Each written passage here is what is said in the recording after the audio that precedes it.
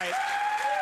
Of course, you know my first guest tonight is Queen Amidala from the Star Wars movies. Starting Christmas Day, she can be seen in the new movie Cold Mountain, which just yesterday received 8 Golden Globe nominations. Beat us out by 1 nomination.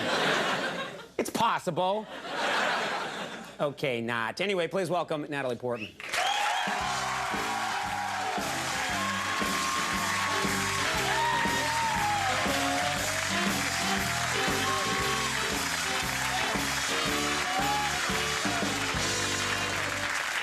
Thanks for being here. I'm so glad to be here. You look fantastic. Happy holidays. You too. You look great. You got your, that's a nice T-shirt you have there. Thanks. Debbie Gibson T-shirt. What does it signify for you? It's my first concert. 8 years old. My mom took me. Mine Side too. I was 28, but I was, yeah, there she is. I think I saw you there, and you called the cops. But that's great. So you wear that now. You still listen to Debbie Gibson, or no? Not really. It's just fun to remember. I mean, I remember fondly. Yeah, it's nice to go back to your childhood. Let me ask you about your hair. Your hair is quite different. Yes, I cut it off, and it's become everyone's favorite topic of conversation. You know what's weird is that it actually showed up in the news. There was a news story that you had cut your hair. That's when you know you've made it. You know what I mean? So. Is when they write about that. It's a good, like, diversionary tactic for, you know, pre-movie coming out. They don't ask you about the movie. They're like, so what's the deal with the hair? And right. No, but it's good. It means people care about you. Story or interesting. It means that they're invested in you as a person. They want to know. I think if a ferret jumped out of my hair, nothing. You'd never hear about it. Now let's, yeah. Well, I'm working on it. It's a hard trick. The ferret won't sit still. Now, I want to ask you, of course, there's a lot to talk about here, but I want to ask about the Star Wars movies. The fans, Star Wars fans, are famous for being very serious about the movie and the mythology. They must go insane when they see you in person. They've been really cool with me. People are really nice, and I think people usually don't recognize me because I'm little. You know, like if you're like Uma Thurman and you're tall and blonde and, you know, you walk into a room and everyone looks at you anyway, but I'm like little, I can sort of maneuver, you know. Do you disguise yourself? Do you put on glasses or anything like that? No? Not so much. Do you wear a hat that says, I am Natalie Portman, ever? Sometimes. Because I wear that hat sometimes and I just get a lot of weird looks. Do you, you know, it is true, I think height has a lot to do with it. I look smaller on TV, but in person I'm well over 9 feet high. And, but people just are always like, who's that freak? And then they, oh, I see, it's... Yeah, people, the first thing they always say to me, they're like, you're so much shorter in person. That's like the first thing they say to me. I'm like, that's really nice, really friendly. Yeah. I get, what's that smell? A lot.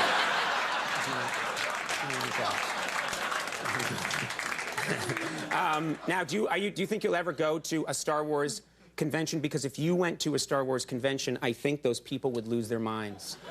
I don't know. I mean, I haven't so far, but I mean, in need of cash one day, maybe I'll go make some free money. I don't think that's gonna. No, they were just like, now no, that's. Everyone's like, boo! You suck. Yeah. Nerds everywhere are watching. No.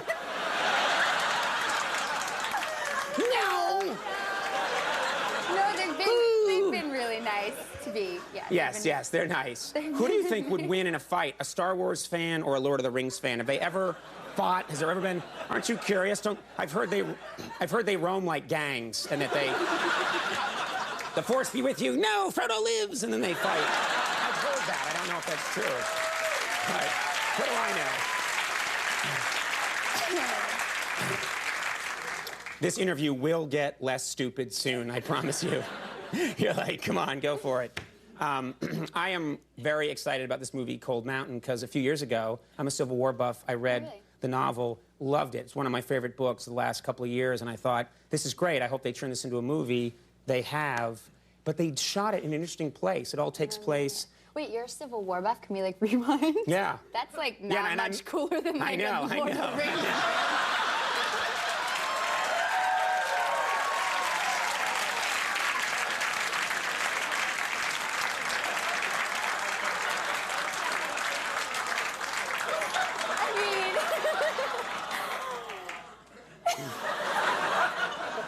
I can't go on. I think... Could you finish the show out for me? If you show that in slow motion, you'll see my spirit leave my body and ascend to the heavens. Trust me, no one is more aware of that than I. Look at those nerds over there. Civil War reenactment. Trust me,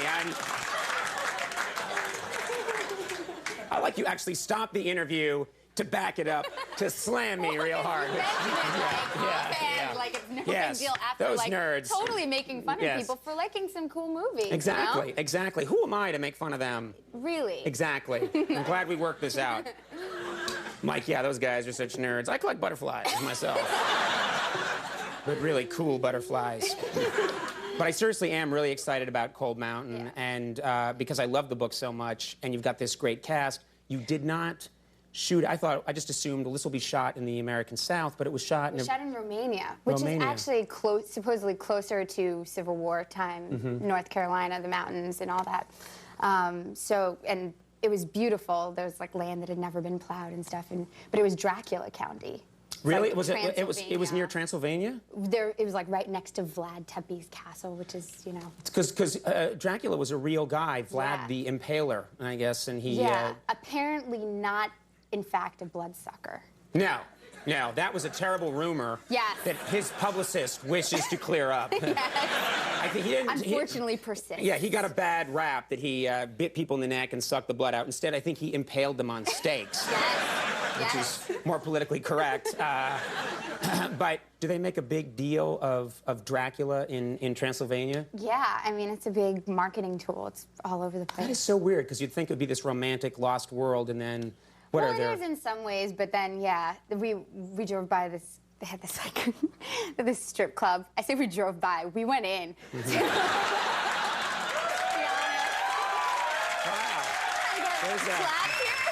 There's a... And then the strippers. You know, I always...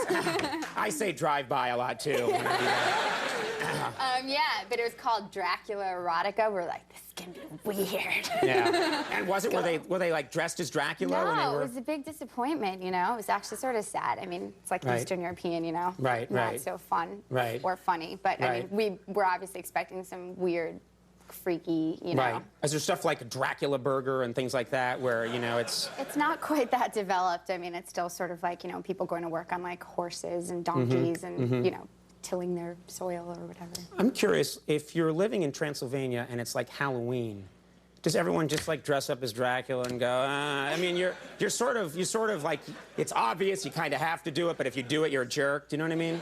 Funny you should ask that, Conan. Thank you. It said on my Because card, I was ask about there. Halloween.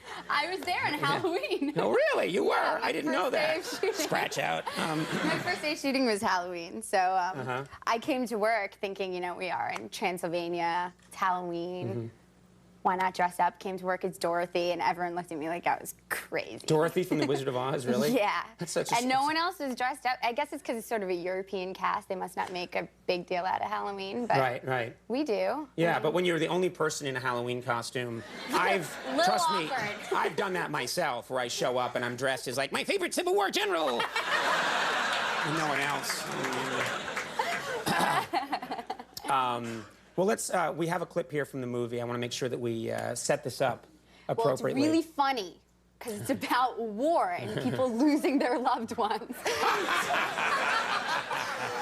So, yeah, no, it's actually, it's a really beautiful film. And this scene, I'm a widow, a Civil War widow, and I have a baby, and Jude Law's character is walking back to his love, Nicole Kidman, and he needs a place to stay for the night. It's And pretty so much his odyssey trying to get, he's a deserter, he's trying to get from the battlefield back home. It is a beautiful story. And let's take a look at this clip from Cold Mountain. Thank you, kid. Lie here next to me, not need to go further.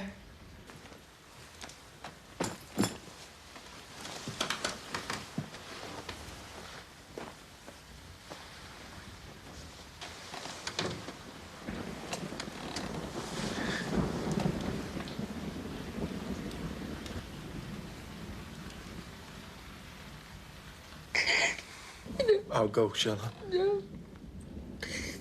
I don't want you to. I think it's amazing how people had that sense of propriety back then. Do you know what I mean? Doing that is like a huge... Yeah. There's actually, the love scene between Jude and Nicole is sort of there's a moment in there where they're like, you know, don't look or whatever, which is so funny right before you're about to make Right, love but to it's someone. true to the times, which is people were not, they were, you know, very repressed and didn't, you know, actually they weren't that forward with their emotions. So Right. something like that has more power. Yeah, that's true. I'm really looking forward to this. Cold Mountain opens Christmas Day. It was great having you here. good to Thanks so see much. you. Really nice to have you. Natalie Portman. We'll be right back. Joe O'Reilly's here. Stick around.